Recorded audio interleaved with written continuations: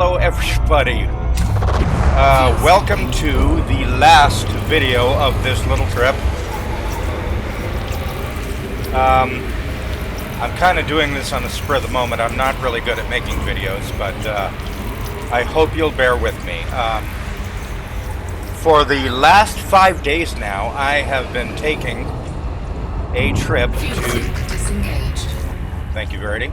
I have been taking a trip to Sagittarius A, which is the black hole at the very center of our galaxy.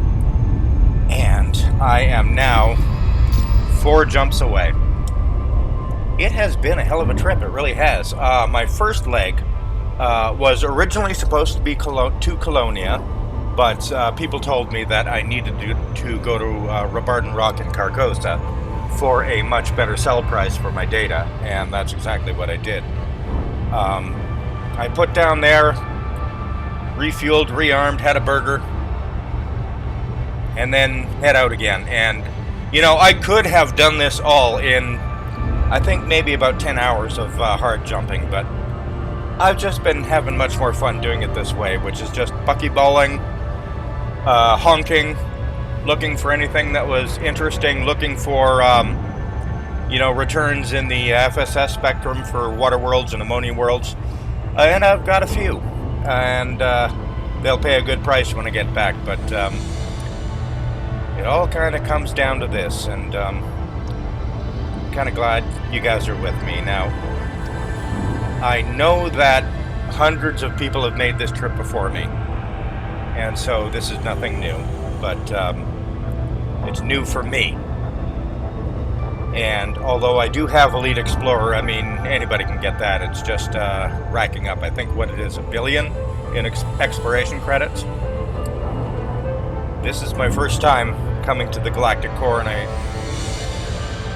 I'm just about there, and I wanted you guys to come with me. So here we go. 4 more jumps. Frameshift drive charging.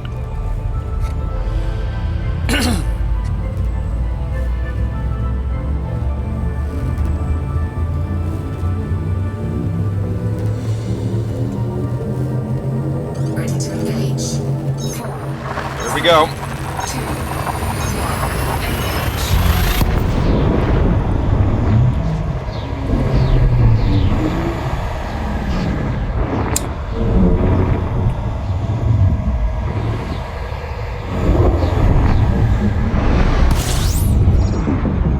One thing I've noticed is that the last 40 jumps have been more challenging and more interesting than the first 300, pretty much. The first 300 were pretty much just all travel, right? But the closer I get to the core, you'd think it would be easy because the nav computer can easily find matches for the flight, but I mean, I've had neutron stars that had a K-type right behind it, and trying to supercharge has you damn near slamming into the star. I've had, oh god, I don't know, just about every variety of, you know, challenge you can get. It's been terribly exciting, it really has. Alright, 2 more jumps to go, 3 more jumps to go. Frameshift drive charging. Holy jeez. You guys, look, I know this is nothing really important. Hundreds of people have done this before me, but it's the first time I've done it. 3, 2, and I really don't know what is going to be waiting for me. The hair is standing up in my head. It really is.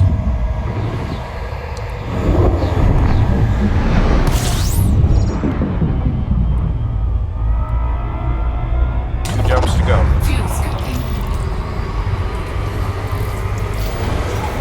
I mean,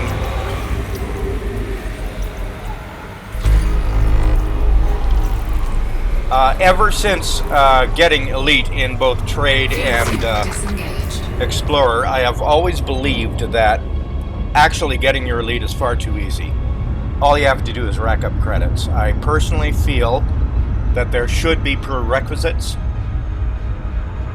in order to be elevated to elite status for Explorer. And having taken this trip, I now personally believe that traveling to Sag A should be that prerequisite. One of the prerequisites. 2 jumps to go. Frameshift drive charging. But that's neither here nor there. That's just what I think.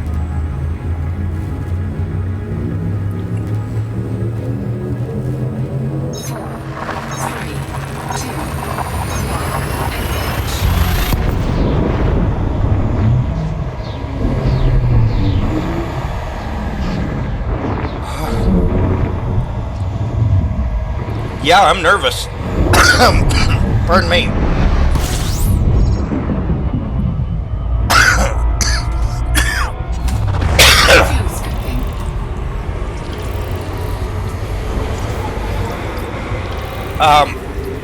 Yeah, I am really nervous here because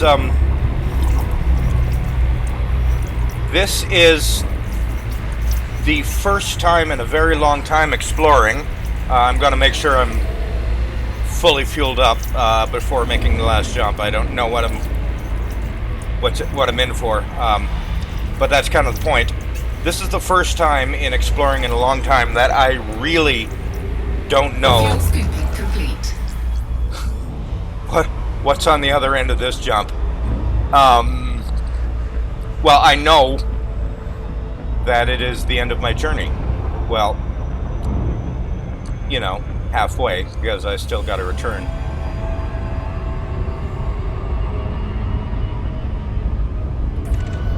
But I don't know what I'm going to see.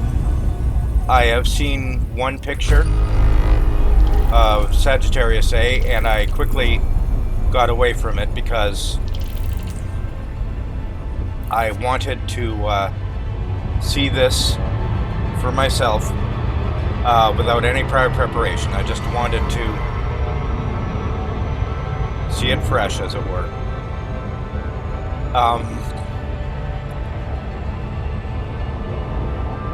And we've come right down to it. 1 jump to go. Oh my god.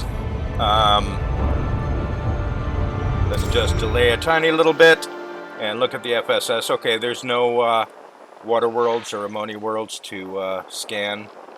That's mostly what I've been doing on my way here. Anytime I see a signal in the water worlds, Earth-like worlds or ammonia worlds, which is right in this area here. Okay, I've been stopping to map them because that's where you get all the money. But, okay, I put it off long enough.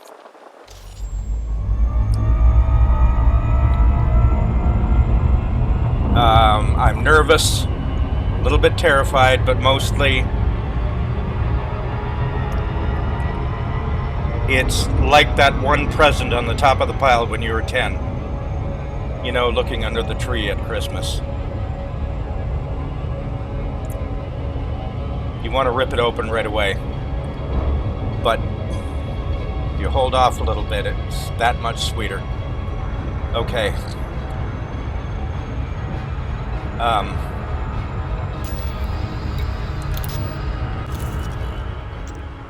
Look at this. Look at where I've come. And look at where I am. I mean, holy God. No, I'm not joking. I'm totally blown away here. Here we go. Activating frame shift now. Frame shift drive charging. Oh, supermassive black hole. Okay, yeah, I'll hit, you know, full stop as soon as I enter whip space. Because I'm not stupid. Here we go. Okay, throttle to closed.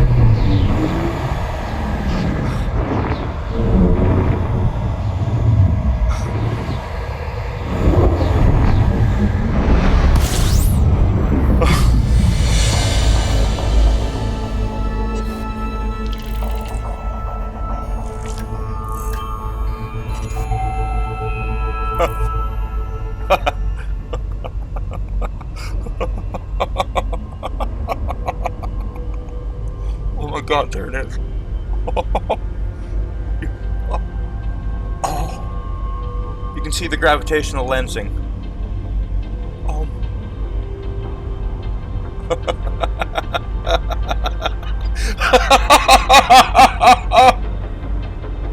Oh, oh my God.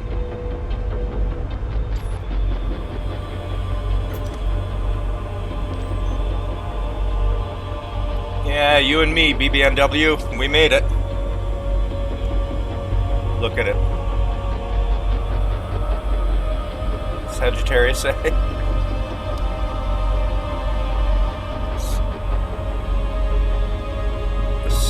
The center of the galaxy.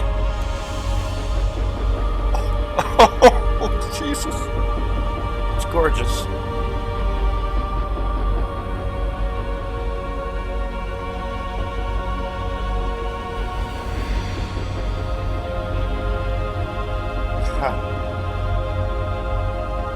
And I am just, I don't know, I come up with some strange thoughts every once in a while. You know, like, well, for how many hundreds of years, especially with Catholic Church, did people believe in a model of the universe where the Earth was at the center, and people like Galileo and Kepler were criticized and punished for saying otherwise? But here, right here, is the actual center. The center of the galaxy. I mean, maybe I'm just a romantic, but there's a significance to that I can't even, you know. And, well, yes, it's just a video game. But, I mean, it is just a video game, but we do know that the devs put every single piece of realistic science into it as they could. And,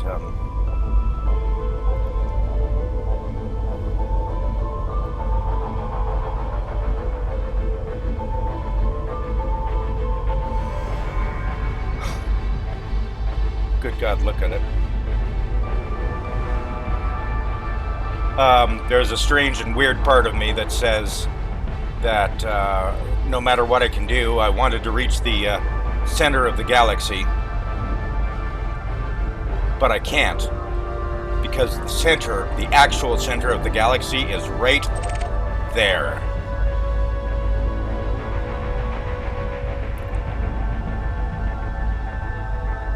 Black hole 4 million times the mass of our own sun. Think about that.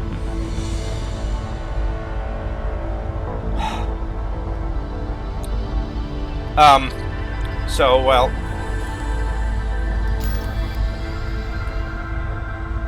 oh, there's a beacon here. Now that I'm here, I guess I might as well do some exploring.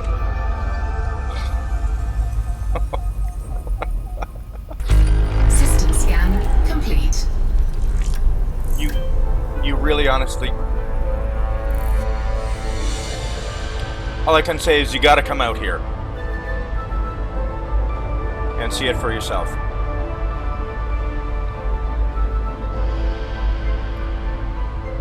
I am so absolutely satisfied. Okay. Let's take a look at source 2. I'm going to give Sag a very wide berth. Look at it.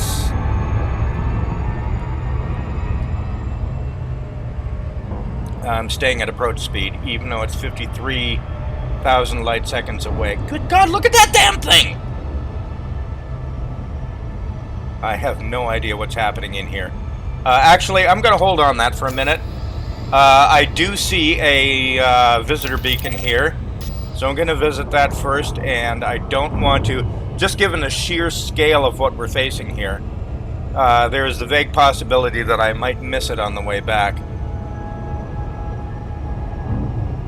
So I'm going to take a look at, good God, look at that gravitational lensing, it's incredible.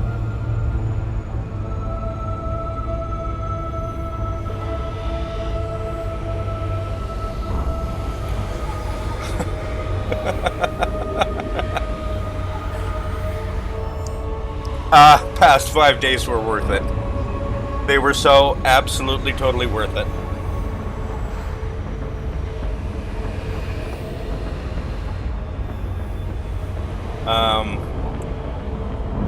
I'd just like to send a personal message to the Fdevs. They're receiving a lot of flack on the forums right now, but and much of it is justified, I will say. But God, guys, in this particular situation, you did good. You did it just absolutely right. Congrats, guys. You have created something really wonderful.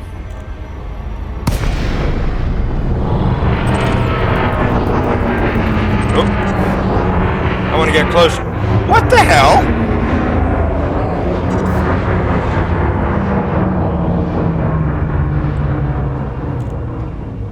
What are human ships doing here? I guess it's just a function of a message beacon. I'm just going to double check to make sure that they're okay. One's a passenger ship. Red Planet Taxi Service. Well, he's come a long way. And where's this guy from? Pain Pleasure Cruises.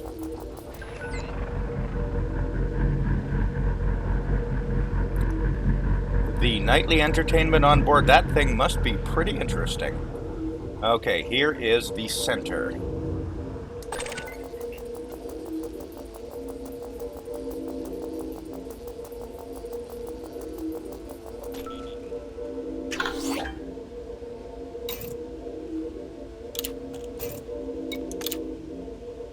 Tourist spot 0082. Sagittarius A is a popular destination for explorers and travelers. It is a supermassive black hole of the type found in most spiral and elliptical galaxies. Radio transmissions indicating its existence were first discovered by Carl Jansky. Isn't that interesting?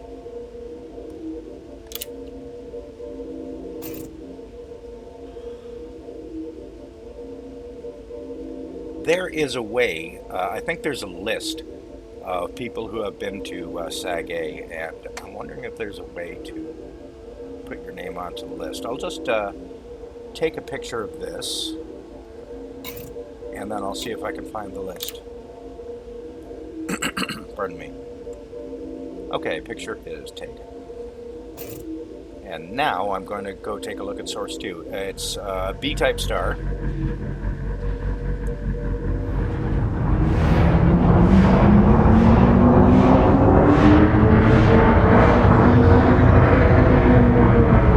If I remember what I read, I'm no astronomer, so I'm just remembering if what I remember from the Wikipedia page. Good God, look at that thing. Source 2 is a B-type star, but it is a massive electrical source, or it puts out a massive radio signal. Frameshift drive charging. So I'm going to go take a look. 4, 3, 2, 1, engage. There it is.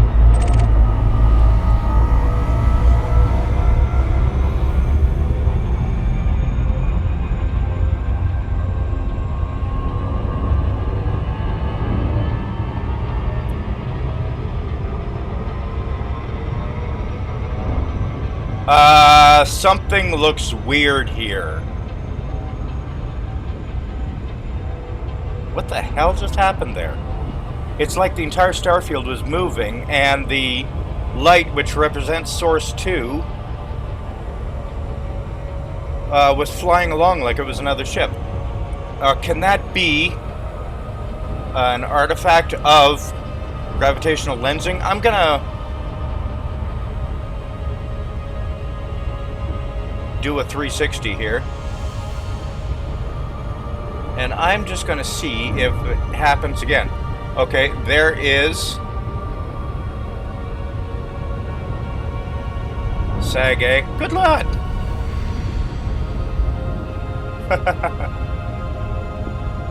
Okay, and now I will turn back towards Source B.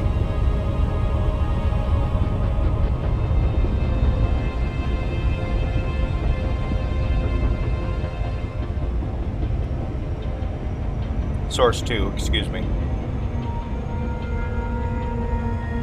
And it doesn't seem to be doing it now. When I upload this video, we can take a look at it and see that, okay, the starfield is very much fixed right now. But as I first started heading towards Source 2 about 2 minutes ago, it's like everything was moving. It's like it looked like I was visibly lifting up, and that the star that represents the, or the dot that represents a star, was moving towards the center of the reticle. So that was a bit creepy.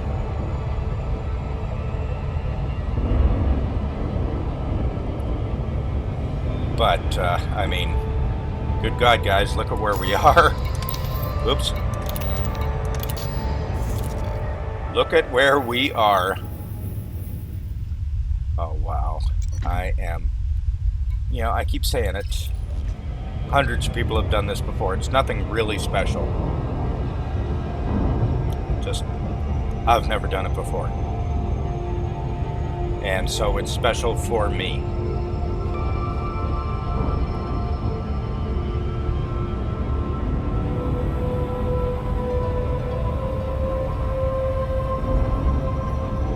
I would suggest to the devs, I know it's probably not astronomically feasible,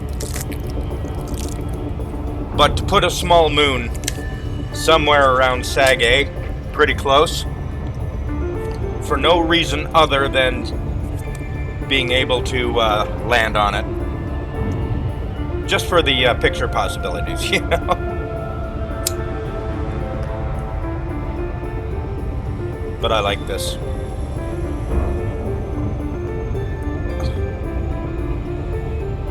Excuse me.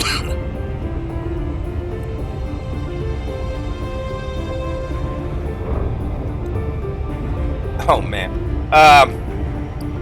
Yeah. Traveling 53,000 light seconds does take a while, guys, so bear with me. I mean, speaking as a real-life pilot, 10 minutes in the cockpit doesn't, I don't even notice it. I'm just aware that I'm recording at the moment, and people might be sitting here going, come on, get there already. And everybody else is going, well, it's just a B-type. I want to see everything.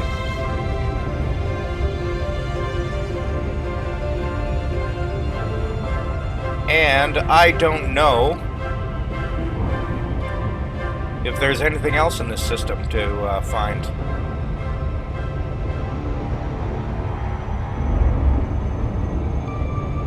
I'm blown away. I'm at Sag A.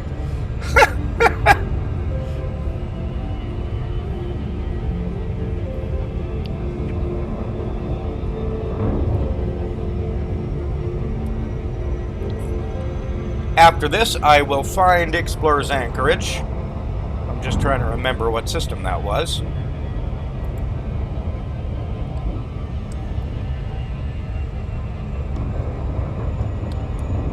And I will park there before my return trip, which is going to be long.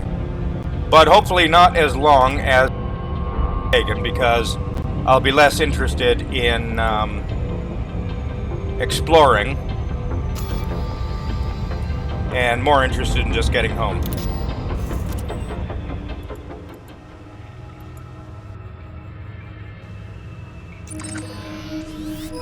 There it is. Oh, that's dumb. Come on.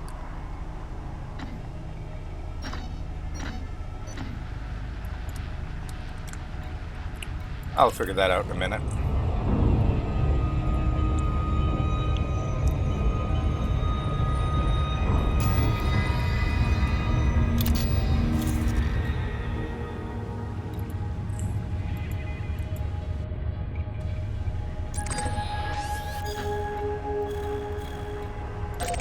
There.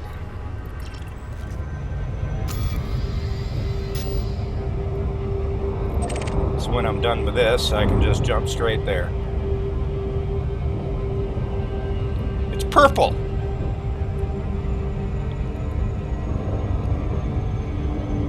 It's a purple star.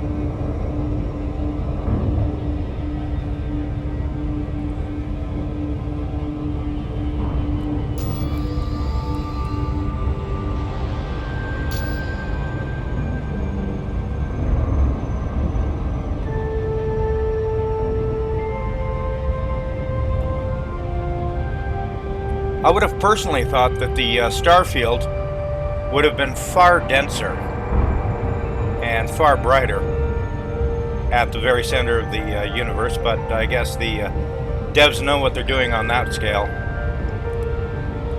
I mean, it's a lot brighter around Colonia.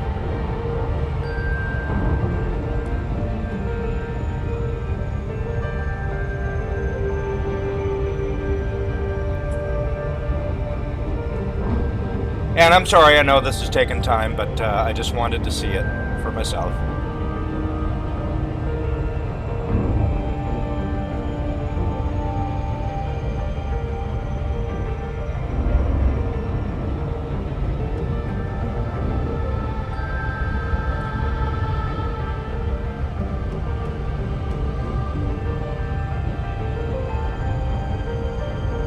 And 500 light seconds out. That is the distance from the sun to the earth. So this is a big star. And lower to approach speed. Look at that, eh?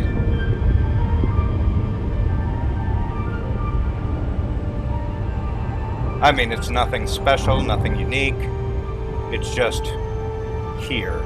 Hey, look at the prominence. I think that's the first time I've seen a prominence on a blue-white star.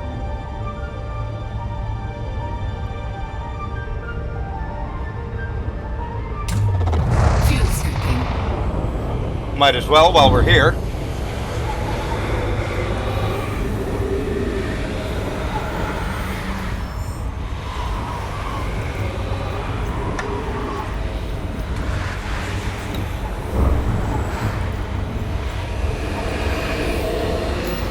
And let's Fuel see. scooping complete. Did anything else show up? No, nothing did.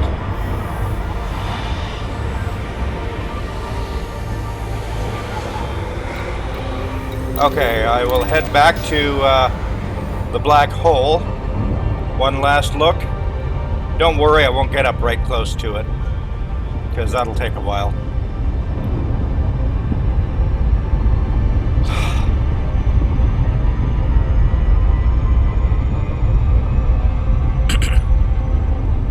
I can honestly say that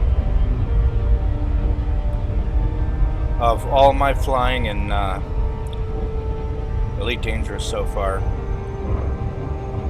that is just about the most satisfying thing I've ever done. I mean, you get small satisfactions throughout your career flying in ED. You know, my first successful trade run, or my first successful mining run, which really put the hook in me for you know, void opals. I got into a huge argument with a guy about void opals versus painite, and so I tried out his technique, and found out how right he was, and that was very satisfying too. First time I killed a player in combat, very satisfying. Well, the first time I killed a player who was roughly equal to me. The first time I actually killed a player, I was in a federal Corvette, engineered to the eyeballs, and some guy in a adder came out of Shindes and just started popping at me for, I don't know why. He lasted about a second, but a little while later I was in my Crate 2, Xenos Paradox, and I was attacked by a player in a Python, and it was a hell of a battle, and I got him at the end, but I was a wreck. Never got the chance to thank him either. He didn't respond. Anyway, there are all sorts of firsts, all sorts of achievements, and you take satisfaction where you can find it. But for me, right now, right at this moment, this is the most satisfying thing I've ever experienced.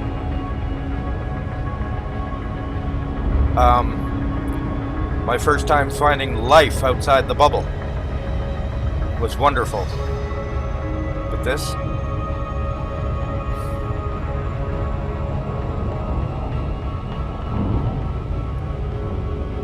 Sorry, I know I'm just gabbing, but... Good God, what an adventure this has been.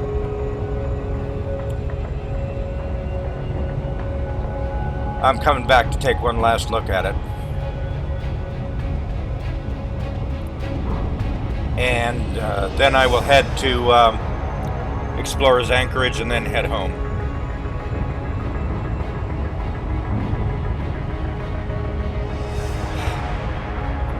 But yeah, I'm gonna be back out here one day.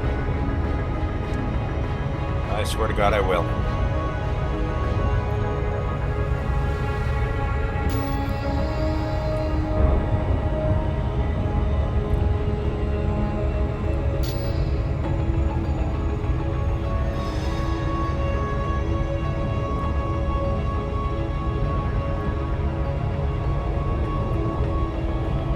Just bear with me for another 20,000 light seconds.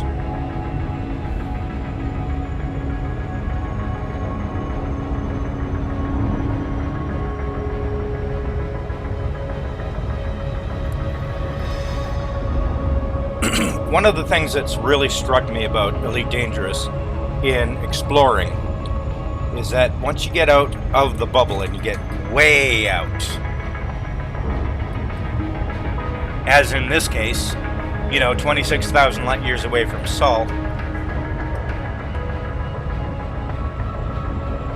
or as I used to travel out the eastward along the spiral arm, there's a moment that it really hits you that you are the only human being for billions upon billions upon billions of kilometers. And that you are truly very far away from home. And yes, it is just a video game. But I've never seen a video game that actually gave you that real sense of the awe and the vastness of the galaxy.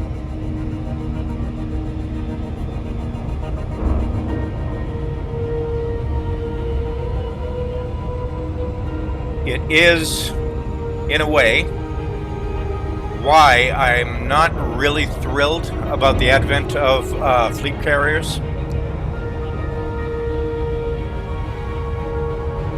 Because it doesn't take hundreds of jumps and weeks to travel to the other end of the galaxy. Before them, Beagle Point was a tremendous challenge. Now everyone will be able to do it. And I don't think that's a good thing, but this is not the time to discuss opinions or politics or arguments. It's just a time to appreciate this.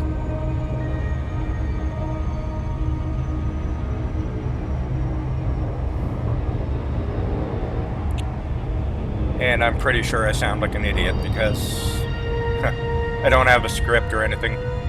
Look at the gravitational lensing. It's just... I'm trying to fly other stars behind it so you can see it. It looks so cool. I think it looks more realistic than the lensing that we saw in Interstellar, which was an absolute crap movie, but, you know.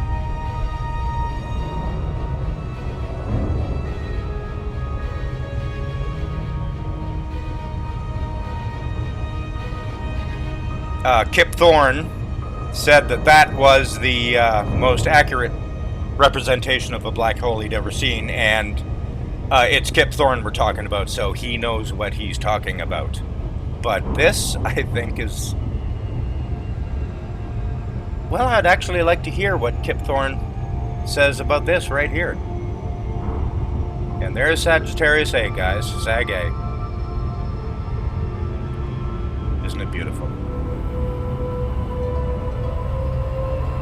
It's a black hole with a mass 4 million times larger than our sun. Look at where the exclusion zone is. You have no idea how much I'm tempted to dive down into that.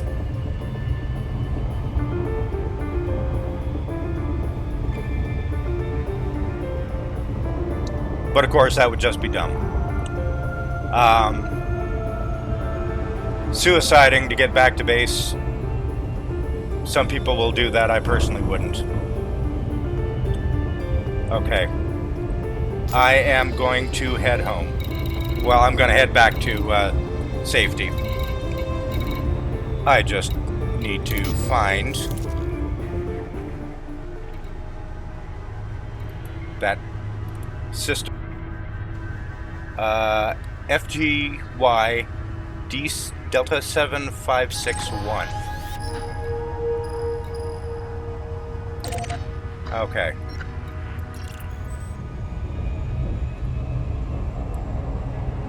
And so, thank you for joining me on this last little bit of the adventure. Frameshift drive charging.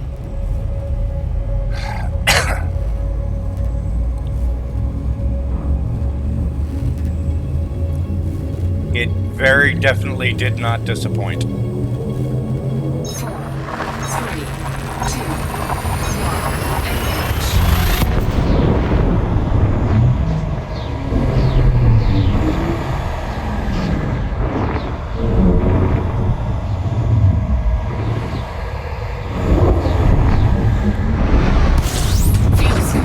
Whoa! That's not a star, that's a wall of stars. Oh, that was great. Okay, now let's find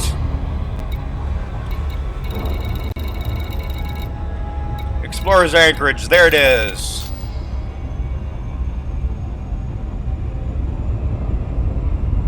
Quite sensibly, rather far away from this rather violent pair of stars.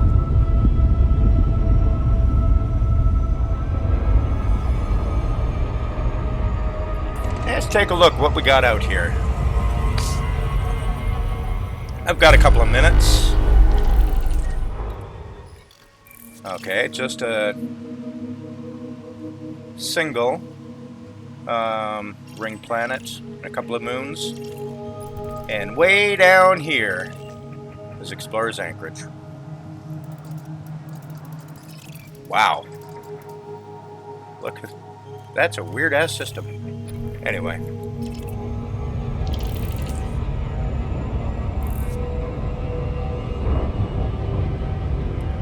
Once again, I kind of expected to see players.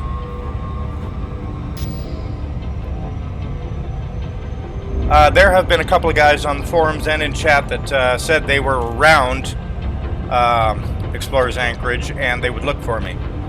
Well, obviously they can't always be there, so, but it would have been nice. Of course, knowing ED, might have run into players that would have been just as happy to kill me. So, and while I do not actually care about that now, because the data I've collected would be like pocket change to the billions I have in the bank, it would still nevertheless be incredibly irritating. But okay, settling down, settling into my seat, properly fly.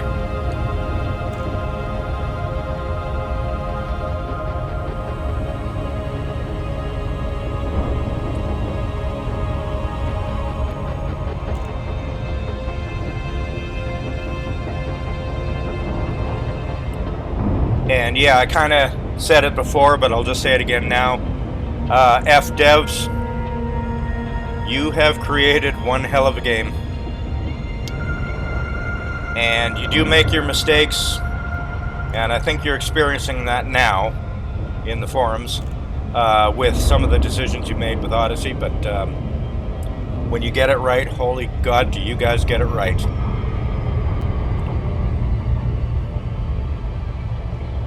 And so whatever you do in the future with the expansions, I have total faith in you guys.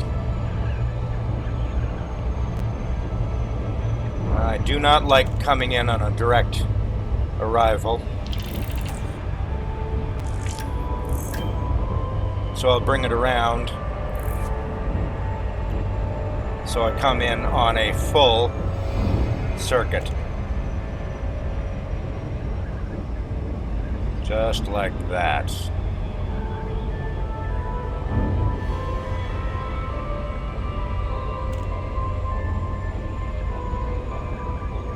What's that?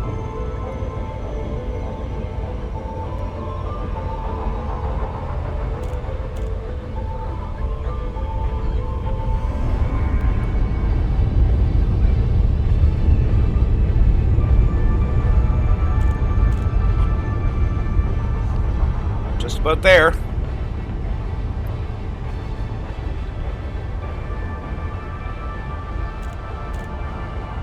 And just a hint, if you're just new to this, you never ever ever try to cut through an orbit, like getting close to a planet, in order to get to the station. So like in this case, I flew up to the station's orbit altitude and then followed that, because that can increase your flight time by about 10 times.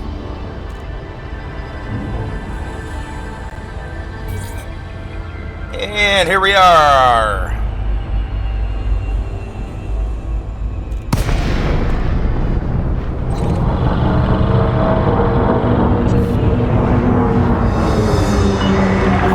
Lake on Delta Oscar November.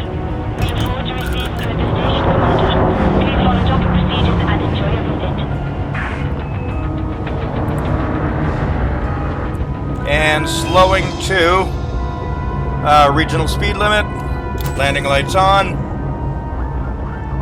And we can call in.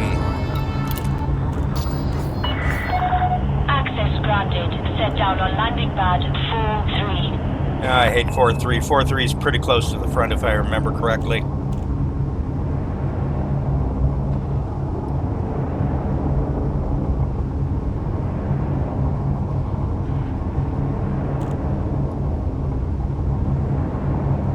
And let's see, are there any players in there?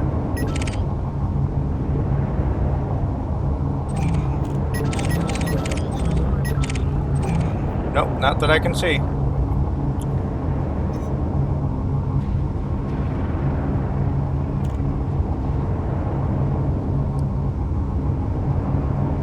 And we are parallel the threshold.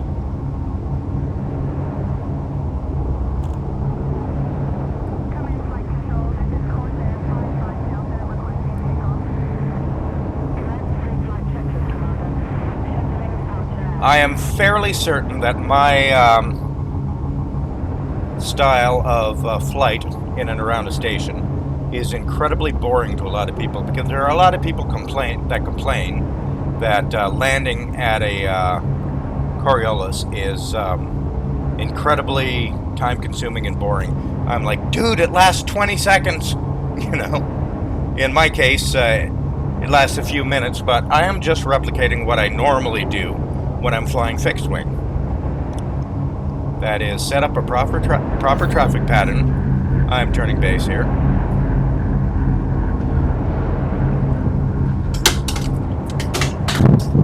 Whoa, got wind in my apartment.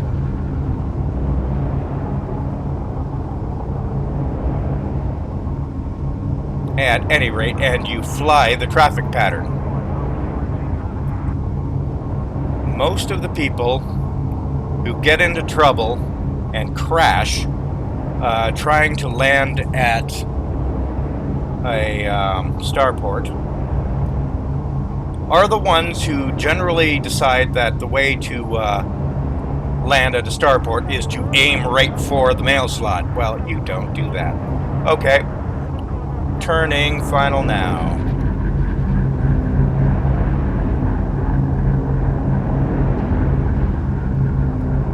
The traffic pattern. You're on course, Commander. Ground crew are on standby. Thank you. The traffic pattern was established as an internationally recognized procedure about 100 years ago, and there is not one pilot on Earth, there is not one instructor on Earth, and there is not one country on Earth 4,000 meters from touchdown. that does not use the standard traffic pattern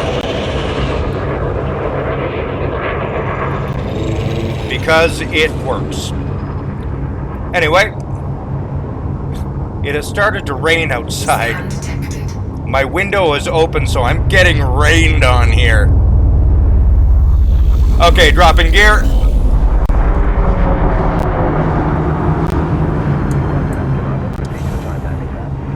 Landing gear deployed. Holy mackerel! Okay, I just closed my window.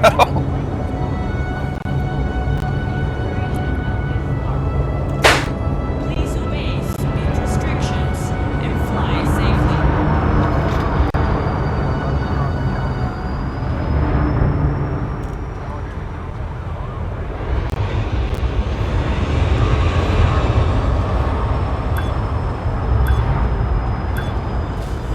Whoops. Sorry about that. Is a little bit of on by real life. This is a flight regulations reminder. Please do not obstruct the access corridor during arrival or departure. While I was landing here, a minor hurricane suddenly started outside my window. I had to close my window. And there we are down. I will have... Touchdown confirmed. Commence system shutdown. I will have to explain to the Port Authority what I was doing there in the last 20 meters or so, but what the hell. Requires flight control authorization. Please submit Landing lights off. before entering the docking bay. And entering the hangar. Thank you so much, guys. This was long and probably boring and uninteresting, but you know what? It was incredibly... I mean, it was so fulfilling for me. I will cancel this now, and then, you know, wait for the interminable upload to YouTube. So, I'd like to thank you guys and for joining me, and God, this was great. Good night.